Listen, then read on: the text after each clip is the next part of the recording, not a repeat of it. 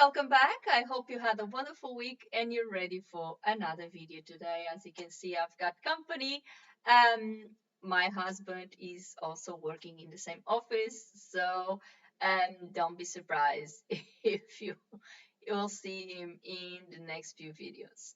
Um, Today we are going to talk about gender quotas, not only in aviation but generally. Um, and we are going to talk about an article that I read on an aviation website, Australian Aviation.com.au, where one of the first airline pilots in Australia spoke about this, and she gave her opinion, which I believe it's correct. I share the same opinion, so stick around. Let's talk gender quotas. And let's talk about gender quotas. Let's go.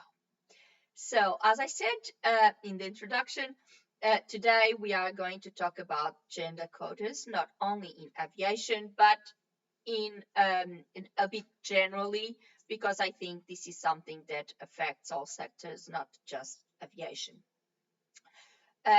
This is this subject came about when I read this amazing article on the website australianaviation.com.au, where an article talks about Deborah Laurie, which was the first Australian airline pilot.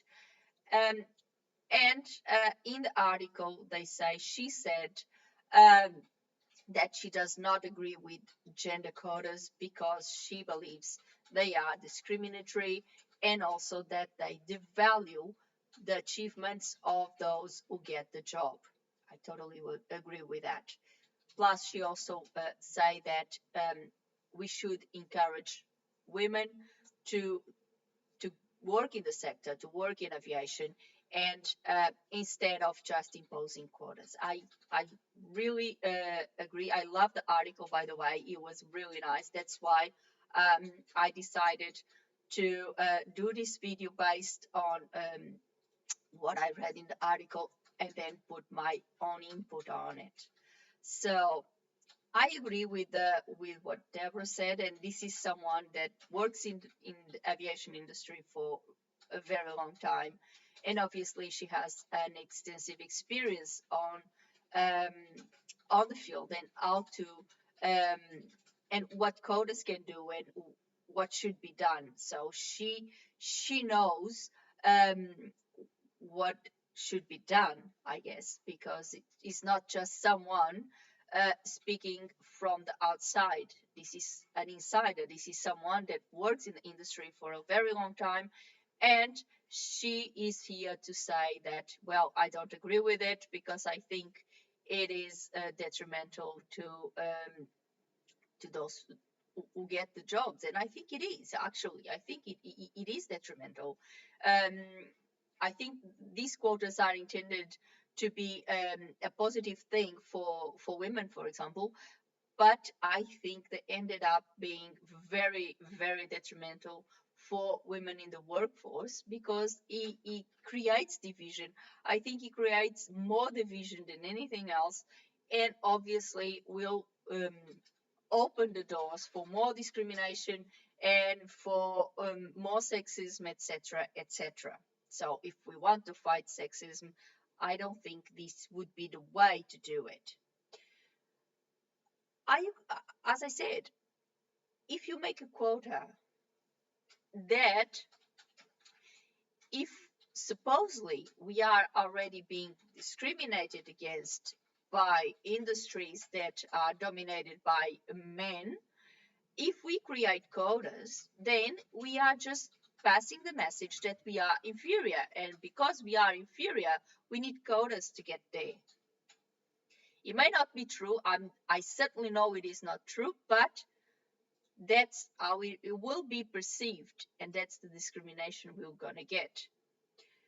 The values our skills, our achievements, because even though we may be doing a great job, even though we may be really excel in what we do, the comment that will get you only there because there is a quota. Otherwise, you wouldn't be in that job. And that's really detrimental. That's really negative. It will create more division because if we want equal rights, if we want a place in the workforce and in the world, we need to say, hey, we're here to do something, rather than, we're here because the law says that you have to employ me. And I think that that is the wrong dialogue here. And this is my opinion. I think we should encourage women to succeed. We should encourage women to be ambitious and don't shy away from their dreams and their ambitions and their goals, because we can do it. We can do it. If we are good enough, if we know what to do, we can achieve our goals and we can be as good as any man can do, because we have a brain like they do, we have two hands like they do, so we can do whatever they do because we are a person as well. It's not about gender, it's about being a human being, and we all are.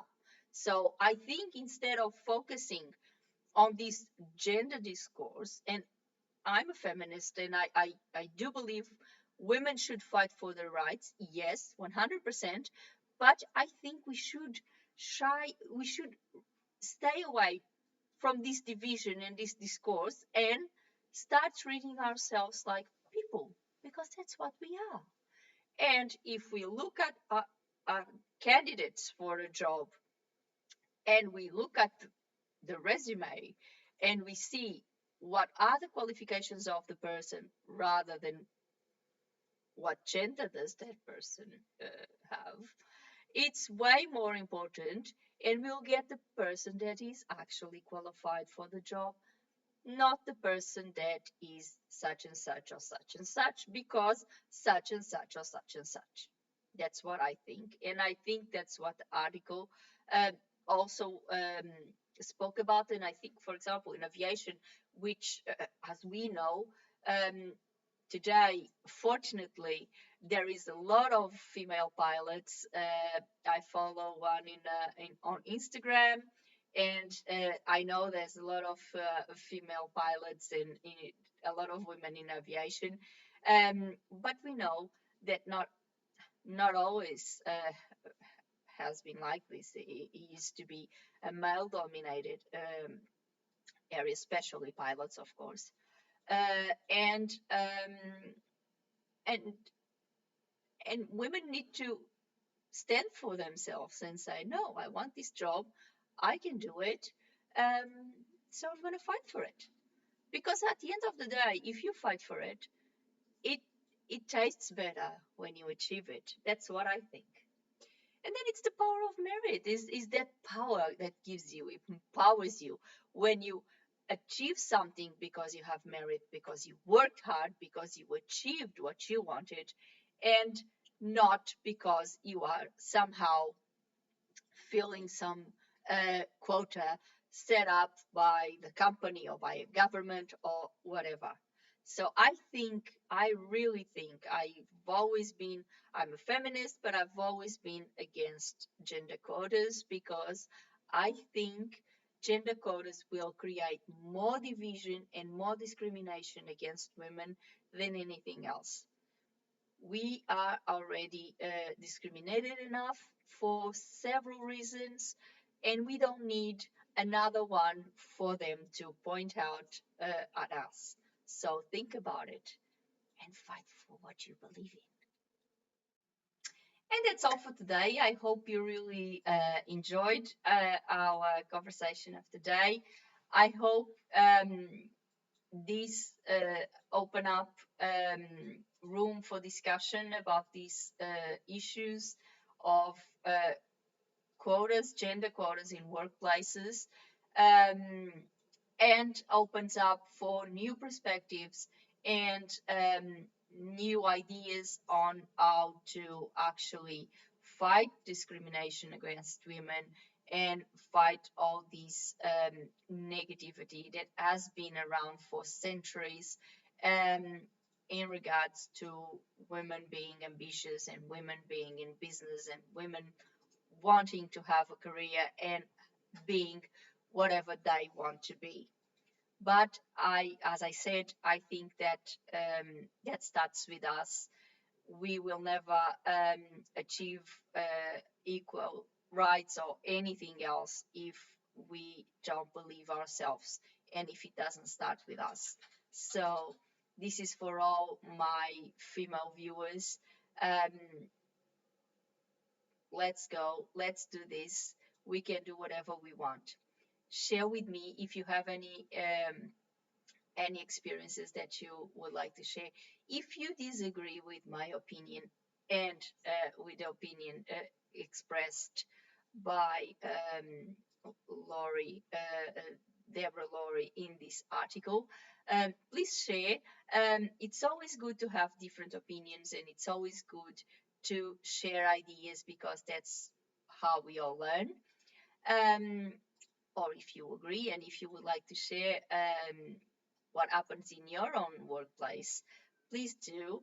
The more we share, the more we talk, the more debate we create about this, I think that's positive for everyone because we create awareness for this. And with that, maybe we can achieve something. But of course, leave a like on the video. The algorithm, the YouTube thing. And subscribe the channel with a little click on the bell so you get a notification of a new talk every week. Before I go, I would like to thank you all for watching. See you next week. Have a good one. Bye.